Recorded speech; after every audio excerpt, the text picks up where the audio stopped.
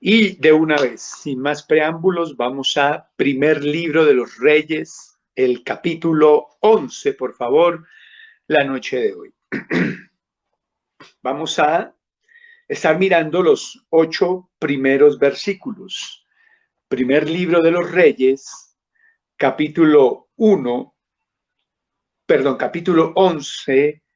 versículo 1 hasta el versículo 18. Dios mío. Primer libro de los Reyes, capítulo 11, versículo 1 al 8. Si lo encontró, denle me gustas, muchos me encanta, mucho me importa para que podamos la noche de hoy leer todos juntos al unísono. Primero de Reyes, capítulo 11, versículo 1 al versículo 8. Entonces allí reporte sintonía dándole me gusta y mostrando que ya pudo encontrar el texto bíblico que vamos a estudiar la noche de hoy. Dice la palabra del Señor allí. Pero el rey Salomón amó, además de la hija de Faraón, a muchas mujeres extranjeras. A las de Moab, a las de Amón, a las de Edom, a las de Sidón y a las Eteas.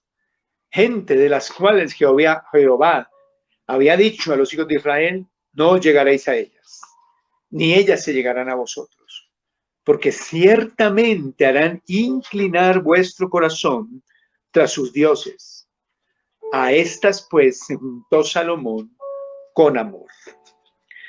Y tuvo 700 mujeres reinas, hágame el favor, y 300 concubinas, y sus mujeres desviaron su corazón. Y cuando Salomón era ya viejo, sus mujeres inclinaron su corazón tras dioses ajenos, y su corazón no era perfecto con Jehová su Dios, como el corazón de su padre. Porque Salomón siguió a Astoret, diosa de los sidonios, y a Milcom, ídolo abominable de los amonitas. E hizo Salomón lo malo ante los ojos de Jehová, y no siguió cumplidamente a Jehová, como David su padre. Entonces edificó Salomón un lugar alto a Quemos, ídolo abominable de Moab, en el monte que está enfrente de Jerusalén, y a Moloc, ídolo abominable de los hijos de Amón. Así hizo para todas sus mujeres extranjeras, las cuales quemaban incienso y ofrecían sacrificio a sus ídolos. Padre, bendito eres. Muchas gracias te damos la noche de hoy. Siempre es hermoso, siempre es grato, siempre es un privilegio el poder estar aquí, Señor, y recibir la palabra. Así sea a distancia, así sea por este medio. Los que estamos acá nos disponemos de corazón, nos sentamos con nuestra Biblia, nuestro lápiz, nuestro cuaderno, para tomar apuntes, para estar concentrados, Señor. Algunos otros vendrán en el bus, caminando en la calle. Te pedimos, por favor, que allí también tú les hables, les ministres y les toques su corazón con esta palabra. Que le hables a su necesidad y que me ayudes a mí, Padre, hoy a predicar tu palabra con gracia, a predicar tu palabra, Señor, con unción, a predicar tu palabra con poder de lo alto, para que ella transforme corazones, transforme almas, transforme vidas en Cristo Jesús. Amén y amén. Amén, hermanos. Vamos a hablar la noche de hoy acerca de Salomón y sus mujeres. Ese es el título que vamos a compartir, con el que vamos a compartir este día la palabra de Dios. Salomón y sus mujeres. Este es un pasaje sumamente triste, hermano. Hasta ahora, hasta el momento de hoy, desde que iniciamos este estudio de la vida de Salomón, todo ha sido victoria, éxito, gozo, alegría. Nos hemos gozado, nos hemos deleitado, querido hermano, estudiando la vida de este hombre de Dios. Pero hoy, como ya le dije, este será un texto triste, porque nos va a mostrar cómo de esas alturas en las que nos hemos venido gozando, cayó Salomón. Pero lo difícil de esto no es cómo cayó Salomón afectando su propia vida, sino cómo cayó Salomón afectando el destino de toda una nación. Porque a partir de este pasaje bíblico, para Israel ya las cosas no volverán a ser iguales por muchos siglos, por mucho tiempo. No volverán a ser iguales para ellos. Entonces, esta historia nos habla, en primer lugar, de un pero. No sé si notó allí en el versículo 1 del capítulo 11, cómo este texto comienza con esa palabra, pero. Si usted va al texto inmediatamente anterior, ahí en 1 Reyes 10, la última parte, versículo 29 dice, y venían y salían de Egipto, el carro por 600 piezas de plata y el caballo por 150. Y así los adquirían por mano de ellos todos los reyes de los heteos y de Siria. Entonces, si recuerda, este texto que estudiamos hace 8 días, nos viene hablando de la prosperidad, del avance, de la riqueza de Salomón. ¿Ya? Y luego viene esa palabra, pero.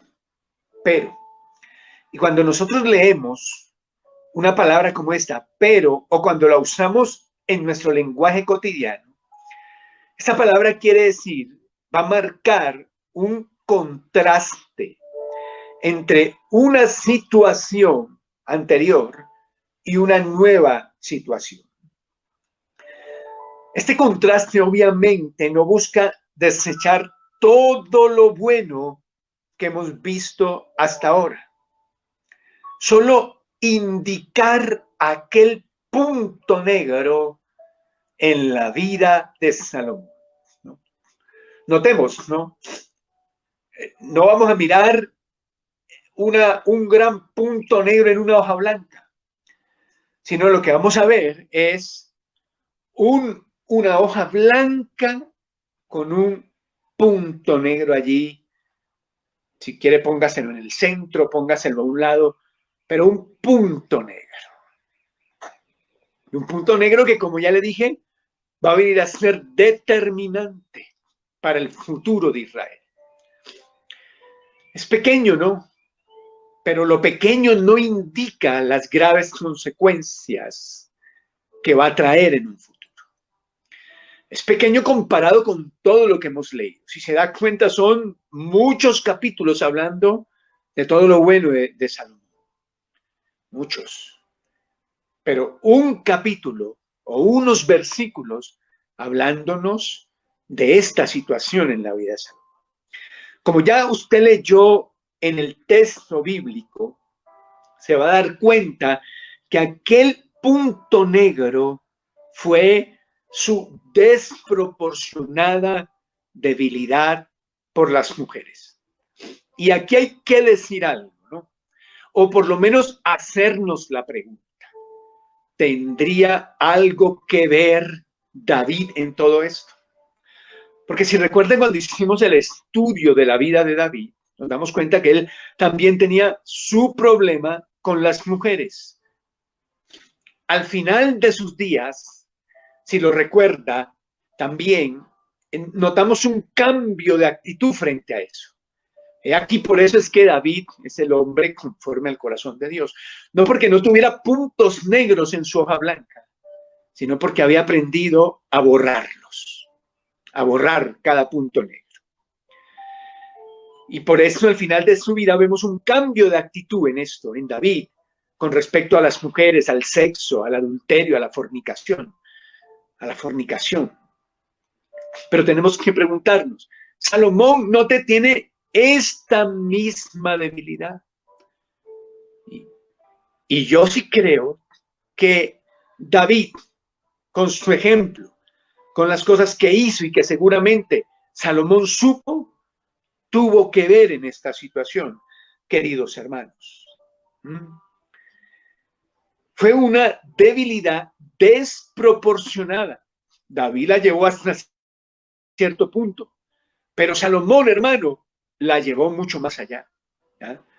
Una debilidad por el sexo. Y dice que este texto lo interpretamos así, que esto ocurrió ya finalizando su vida, al fin de su vida. Mientras que al fin de su vida David superaba su debilidad por las mujeres, al fin de su vida Salomón se entregó por completo a las mujeres, al sexo, a la fornicación. Ahora quiero que lo note porque aquí hay algunas aplicaciones muy importantes. Notemos, por favor, el impacto de nuestro ejemplo sobre la vida de nuestros hijos. Ahí tenemos a David, tenemos a Salomón. David al final corrigió, Salomón no pudo corregir el asunto. Pero no solo podemos aplicar esto así, sino que también podemos aplicarlo mostrándonos que también nosotros tenemos peros en nuestra vida. Si bien la doctrina de la depravación total nos dice que somos absolutamente pecadores y nada bueno hay en nosotros. Pero eso cambia cuando nos convertimos a Cristo. Cuando nos convertimos a Cristo y su santidad, su sangre nos cubre, entonces somos una hoja blanca. Tal vez no tanto por nuestros comportamientos que deben tender a la santidad, a la búsqueda sincera del Señor, sino más que todo por la gracia de Cristo, por esa sangre que nos cubre, por su justificación sobre nosotros, ¿verdad? La que nos hace buscar la santidad. Somos una hoja blanca, pero tenemos puntos negros, hermano. Y aquí sí, como dijo el Señor Jesucristo, que tire la primera piedra el que esté libre de pecado. Empezando desde mi persona, terminando hasta el miembro más nuevo de la congregación, hermano. Todos tenemos nuestros puntos negros, hermano. Todos los tenemos. Todos tenemos debilidades. Algunas debilidades son ocultas. Solo las conoce usted, las conoce su esposa, las conocen sus hijos, allí, las personas cercanas a usted. Otras son más evidentes. Pero la realidad es que todas ellas, todos ellos son puntos negros. Son también peros en nuestra vida. En el caso de Salomón fue el sexo, la fornicación. Y en su caso, ¿cuál es su debilidad? ¿Cuáles son sus debilidades? Ahora, el punto, y no estamos aquí haciendo el gran descubrimiento, no es darnos cuenta que tenemos esas debilidades, lo sabemos, sino lo que hacemos con esas debilidades, porque lo que hacemos con esas debilidades es lo que va a venir a demostrar nuestra conversión real y si en realidad la presencia del Espíritu Santo habita en nosotros. David luchó contra sus debilidades. Al final de su vida hasta dormía con una mujer joven, virgen en su misma cama y no la tocaba. Salomón no luchó contra esta debilidad, sino que se dejó llevar y arrastrar por ella. Ahora, la pregunta aquí es esa. ¿Qué es lo que usted hace con sus debilidades? Y la única, hermano, respuesta de un cristiano ante esas debilidades es: pastor, yo estoy luchando todos los días de mi vida contra ellas. Yo estoy luchando con la ayuda del Espíritu Santo contra ellas todos los días de mi vida. Estoy luchando por santificarme, estoy luchando por levantarme. Y es una lucha, hermano, que a veces es sencilla en algunas cosas, pero a veces es una lucha que realmente arrecia, hermano querido. Ahora, ¿para qué esa lucha? ¿Por qué luchar contra las debilidades? En primer lugar, porque esto agrada a Dios. Esto hace sonreír a Dios. En segundo lugar, para no permitir que estas debilidades nos permitan terminar nuestra vida de mala manera. Debilidades contra las que no luchamos, probablemente, posiblemente, puedan hacernos terminar nuestra vida, acabar nuestros días de manera como no queremos. Para que, en tercer lugar, para que no nos permitan cometer errores que no solo nos vayan a costar a nosotros, como en el caso de Salomón, sino que no nos permita cometer errores que vayan a afectar y que le cuesten mucho después a personas que no tenían nada que ver con eso. Muy importante esto. En la historia encontramos entonces un pero también encontramos una advertencia allí. Versículo 2, muy clarita, dice: gente de las cuales Jehová había dicho a los hijos de Israel, no llegaréis a ellas, ni ellas se llegarán a vosotros, porque ciertamente harán inclinar vuestros corazones tras sus dioses. Entonces, el escritor quiere dejarnos bien claro que esto había sido advertido y había sido dicho por Dios. Dios le había dicho a su pueblo: no se llegarán a mujeres extranjeras. ¿Que por qué no le hacían la misma advertencia a las mujeres? Pues porque usted sabe que en esa época las mujeres no tenían que ver con su matrimonio, les escogían el marido y punto. Bueno, pero le dice a los hombres este mandato, dice: no se llegarán a sus mujeres, ni esas mujeres llegarán aquí. No van a entablar relaciones sentimentales de ninguna manera con este tipo de personas. Ni con moabitas, ni con amonitas, ni con egipcias, que muy bonito, no importa, que no importa, no importa. No entablarán ningún tipo de relación. Razón fundamental de por qué no. La razón fundamental es porque ellas inclinarán su corazón, el corazón del israelita, hacia sus dioses. Los llevarán a seguir a sus dioses. Es decir, que Salomón peca, como muchos de nosotros, y se deja llevar por sus debilidades, hermano, a sabiendas, porque él tenía que saber esto. Allí, desde que se casó con la hija del faraón, por algún acuerdo político, alguna alianza, lo que hubiera sido, él tenía que saber que por ese hilo se iba a desmadejar toda una situación. Se podía mejor desmadejar toda una situación, como en efecto sucedió.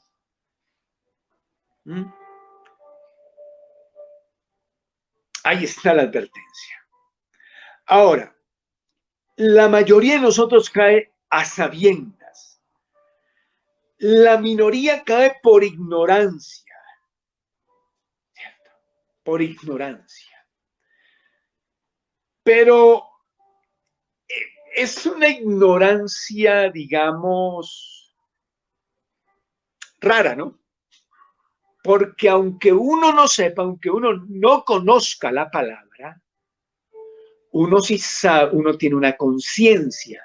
Y cuando uno es cristiano, hijo de Dios, el Espíritu Santo le habla esa conciencia y le dice, esa relación no es correcta. No deberías estar en esa relación. Y si usted es un hijo de Dios, una hija de Dios, el Espíritu Santo le perseguirá de día y de noche con ese pensamiento. Discúlpeme. Mojo la palabra un poquito. Con ese pensamiento. Discúlpeme. Mire, hermano querido, en el Nuevo Testamento a esto se le llama yugo desigual. ¿Sí? Quiero que lo miremos un momento. Venga conmigo, 2 Corintios, capítulo 7. Podríamos leer desde el 6, ¿cierto? Pero miremos el 7, incluso creo que nos tocará leer el 6. En efecto, nos toca leer el 6, porque está en el 6. Entonces, miremoslo. Mire, versículo 14. Aquí está el mandato. Dice, no os unáis en yugo desigual con los incrédulos. Porque, ¿qué compañerismo tiene la justicia con la injusticia? ¿Y qué comunión la luz con las tinieblas? ¿Y qué concordia Cristo con Belial? ¿O qué parte el creyente con el incrédulo? ¿Ve? Ahí está. Y luego dice, ¿y qué acuerdo hay entre el templo de Dios y los ídolos? Porque vosotros sois el templo del Dios viviente, como Dios dijo, habitaré y andaré entre ellos y seré su Dios y ellos serán mi pueblo. Por lo cual salid de en medio de ellos y apartaos, dice el Señor, y no toquéis lo inmundo, y yo os recibiré. Y seré para vosotros por padre, y vosotros me seréis hijos e hijas, dice el Señor Todopoderoso. Y luego dice, así que amados, puesto que tenemos tales promesas, limpiémonos de toda contaminación de carne y de espíritu, perfeccionando la santidad en el temor a Dios. Ahora, ¿cuáles promesas? Bueno, ahí están, dice, habitaré, andaré entre ellos, seré su Dios y ellos serán mi pueblo. ¿Ah? Si obedecemos, ¿no? Luego dice, y no toquéis lo inmundo y yo os recibiré, esa es otra promesa. Y luego dice, seré vuestro padre y ustedes serán mis hijos y mis hijas. Esas son las promesas. Teniendo esas promesas, santifiquémonos, dice Pablo. Entonces, pero bueno, este es el texto bíblico que tenemos allí, hermano. ¿Y qué prohíbe ese texto? Ese texto prohíbe las relaciones sentimentales, económicas, sociedades, cualquier tipo de cosas de estas con personas que no sean cristianas. Entonces, a veces yo oigo creyentes diciendo, no, me asocié con fulano para un negocio. ¿Y de dónde salió el fulano? No, es el primo, es el tío, es mi amigo, es mi compadre de hace años. Y bueno, ¿y esta persona conoce de Cristo? No conoce de Cristo. Ese es un yugo desigual. La típica, ¿no? Que aparece la jovencita, ¿cierto? Y llega con el novio de la mano y todo, o el jovencito, llegan ahí. ¿Y de dónde salió? ¿De dónde apareció este? No, es mi amigo de mi colegio, mi amigo de mi universidad, mi amigo del barrio. ¿Y qué pasó? No, es que me dijo que fuéramos novios y tal, y somos novios ahora. Bueno, eso es yugo desigual. Yugo desigual se dice porque para que los bueyes araran correctamente la tierra, pues se le pone un yugo, un palo aquí, ¿no? Y se unen así los dos bueyes. Pero los dos bueyes tienen que ser igual de fuertes, igual de grandes, igual de sanos, para que se are bien la tierra. ¿Ve? Que si un buey es fuerte, grande y sano y el otro es flaco, enjuto y enfermo, pues no funciona así, no funciona, sencillamente no funciona. Entonces, por eso dice yugo es igual. Entonces, en este caso, el buey grande, fuerte y sano sería el cristiano, y el buey enjuto, enfermo, flaco, mal, sería el incrédulo.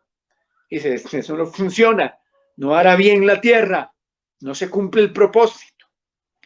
Viene la señora separada, divorciada tal vez, por causa justa, ¿no? Y se quiere volver a casar, Pablo le dice claramente, en el Señor. Pero aparece ahí con un impío, con el bucetero, con el lechero, con el carnicero, que ni cuento tienen con Cristo. Ahí aparece, ¿no? Yugo es igual, yugo desigual. De todo eso es lo que el Señor venía advirtiéndolas, ¿no? Entonces, este tipo de situaciones, cuando usted decide hacer sociedades, tener noviazgos, aún casarse con personas que no son cristianas, o, escúcheme bien esto, que no tienen su mismo nivel espiritual, le va a traer muchas dificultades en la vida. Se lo aseguro.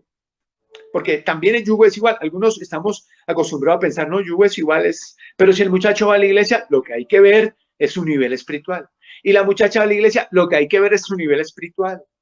Ah, que es que el socio económico con el que quiero hacer negocio va a la iglesia, lo que hay que ver es su nivel espiritual. Porque aunque vaya a la iglesia, si no tiene nivel espiritual, es un yugo es igual, que le va a traer dificultades. Entonces lo tumban, bueno, lo engañan, les son infieles, les son desleales, mil cosas. Y luego viene al pastor a ponerle problema, a poner problema en la iglesia, que mire, que fulano, que hizo, que me dijeron. No sirve, hermano. Pero Dios es claro cuando dice, y de hecho eso es así. Dios es claro cuando dice que la consecuencia más grave de todo esto es que esa gente lo aleja a uno de Dios, lo apaga a uno espiritualmente, lo enfría a uno espiritualmente. Y yo sé que está pensando mucha gente, porque me lo han dicho. Cuando yo les he comentado, dicen, ay, pero, por ejemplo, en caso, mi esposo conoció por mí. Cuando nosotros hicimos novios, y eso él no era cristiano ni nada, y nos casamos, y ahora él viene a la iglesia. Y después de cuánto sufrimiento, y después de cuánto dolor, dígame, bueno, todo eso lo quería evitar el Señor. Bueno, entonces dice, llega, y esa es la típica también. Entonces llega la muchachita con el muchacho inconverso o viceversa, ¿no? No es que él me dijo que él va a ser cristiano, no es que él me dijo que él se va a convertir, no es que él me dijo que él va a venir ahora sí. O sea, viene mientras les dura el noviazgo, viene mientras no pelean, y el día que pelean se descarrian los dos. Entonces, razón tiene Dios, no pretende uno saber más que Dios. Y el Señor dijo claramente, esa gente va a desviar tu corazón. Esas personas van a desviar tu corazón tras otros dioses. Y esa es la advertencia que Salomón conocía. Y a sabiendas se dejó llevar por su debilidad. Imagínense, un hombre tan sabio. Imagínense el cuidado que tenemos que tener nosotros, que ni nos asomamos ni siquiera un poquito a la sabiduría que él llegó a tener. Y llegó a eso. Imagínense el cuidado con el que nos debemos andar nosotros, que nos hace falta tanta sabiduría, hermano, tanta sabiduría. Ahora, para terminar, no solo tenemos un pero, una advertencia, sino que también tenemos un hecho.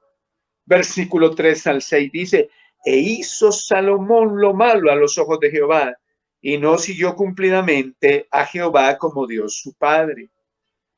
Entonces edificó Salomón un lugar alto a Quemos, ídolo abominable de Moab, en el monte que está enfrente de Jerusalén, y a Molot, ídolo abominable de los hijos de Amón.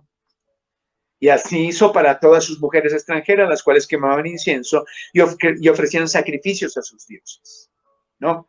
Entonces, ahí leímos, yo qué fue lo que leí. Bueno, era del 3 al 6, qué pena con usted. Pero el final del verso 3 dice, y sus mujeres desviaron su corazón.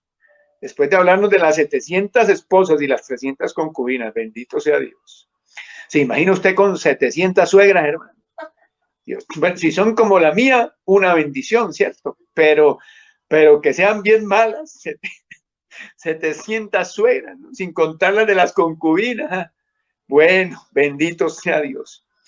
Versículo 4 dice, sus mujeres inclinaron su corazón tras dioses ajenos. Y el 4 nos informa también, dice, su corazón no era perfecto con Jehová, su Dios. Versículo 6 dice, e hizo Salomón lo malo ante los ojos de Jehová y no siguió cumplidamente a Jehová como David, su padre. Como quien dice, como dice la abuela, hermano, dicho y hecho. No le ponga. Dicho y hecho. Dios dijo, no te llegarás a ellas, no te llegarás a ellos, no te llegarás a ellos. Y luego dice, porque van a desviar tu corazón. Y todo lo que acabamos de leer muestra la manera como se desvió el corazón de Salomón por las mujeres, querido hermano, por las mujeres. Entonces, nos cita 5 cosas que causaron las mujeres en el corazón de Salomón. La primera, versículo 3, desviar su corazón. Esto implica que él venía bien, venía recto, venía en lo correcto, y este ánimo por el sexo y la fornicación torció su alma, torció su corazón. Número 2, lo llevó a adorar ídolos, lo dice el verso 4. Nos citan algunos de esos dioses a los que Salomón llegó ahora a darle su adoración, que son Astoret, qué pena, pero estos demonios, Astoret, diosa Sidonia, Milcón, dios amonita, Kenos, dios moabita, y Moloc, otro dios amonita. Ahí usted encuentra eso en el versículo 5 y en el versículo 7. Versículo 4 dice que llevó a abandonar un corazón perfecto. Versículo 6 dice que lo llevó a hacer lo malo ante los ojos de Dios. Y versículo 6 también dice, lo llevó a no seguir cumplidamente a Jehová. Dicho y hecho. Entonces, uno no puede pretender saber más que Dios o contradecir a Dios en este tipo de cosas, querido hermano. No puede. Si Dios dice, te va mal, te va mal. O sea, uno no puede cumplir una cosa tan sencilla como esa. Si Dios dice, no te sale, no te sale, hermano. Si Dios dice, ¿para qué se mete en eso? ¿Para qué se mete en eso? Lleva. Tal cual no te lo Dios había dicho iba a pasar, tal cual le sucedió a Salomón. Entonces, no hay esperanza en eso que a veces uno oye esas historias. Se lo repito, porque es que para justificaciones y para excusas, vea, campeones somos, hermanos. Fíjese, no busque excusa. Ay, pero yo conocí a fulana que cuando se casó, el marido no era ni cristiano, ni nada, ya sabía, se casó así, ahora el marido es cristiano. Ay, qué bueno, mira qué bien. No. Gloria a Dios. Y esos son casos minoría. La mayoría, eso sale horrible, hermano. Eso salen heridas, esos salen dolores, esos salen odios, esos salen rencores de ese tipo de cosas. Entonces, no se ponga a pretender saber más que Dios. Dios ya le está diciendo. Se pone a meterse con inconversos en sociedades sentimentales, económicas, la que sea, le va mal, va a sufrir. Mejor hágalo solo o búsquese un cristiano serio, maduro, verdadero para sus relaciones económicas, o mejor quédese sola, va a sufrir menos, o mejor quédese solo, va a sufrir menos que si se pone allá desesperado y de alcanzado a buscarse lo que no se le ha perdido en el mundo. Dios le dijo, no le sale, y es que no le sale, hermano. Bueno, mire lo que aprendemos hoy de Primero de Reyes, capítulo 11, versículo 1 al 8. Texto sumamente triste, texto sumamente lamentable, hermano. Texto sumamente feo, digámoslo así. Digámoslo así, sí, no es que la palabra de Dios sea fea, pero lo que nos dice, hermano, cómo ese hombre Salomón, tremendo hombre de Dios, termina sus días de manera que seguramente ni él ni Dios querían que terminara. El texto es claro cuando nos habla de un pero. Salomón, con todo y lo bueno que fue, con todo y lo bueno que hizo, con todo lo que logró, en esa hoja blanca tenía un punto negro. Un punto negro que no requirió ser muy grande para causar una gran devastación. Era un punto negro allí. Un punto negro. Y lo llevó a una gran devastación. Tal cual nosotros, santificados en Cristo, justificados en Cristo, somos hojas blancas, hermano, con puntos negros, contra los cuales tenemos que lidiar y dar una gran batalla todos los días de nuestra vida. También tenemos una advertencia, porque Salomón cae con todas esas mujeres y se deja llevar por el sexo y por la fornicación a sabiendas de las advertencias de Dios. Y Dios lo había advertido, varias veces lo había dicho, no se metan con las moabitas, ni las amonitas, ni las filisteas, ni las egipcias. Razón principal, esa gente va a desviar su corazón de la verdadera adoración. Y es algo que usted debería saber también. Dios te lo ha advertido, Dios te lo está diciendo. No se meta con esa gente, no se meta con esas personas, no se meta con ellas, porque van a desviar su corazón de la correcta adoración. No haga sociedades económicas, no haga sociedades sentimentales, amorosas, con ese tipo de personas. No se une en yugo desigual, porque eso no sale bien. Y por último, un hecho, y es que más que comprobado por nosotros, dicho y hecho, lo que Dios dice sale, lo que Dios dice es, querido hermano. Y en efecto, eso sucedió. Salomón, al finalizar sus días, desvió su corazón, abandonó un corazón perfecto, hizo lo malo ante los ojos del Señor y causó un grave problema a su vida. Pero como veremos dentro de 8 días, con el favor de Dios, Dios nos presta la vida y la salud, no solo afectó su vida, sino la vida de Israel, que no volvería a ser la misma por siglos, muchos siglos, muchos siglos.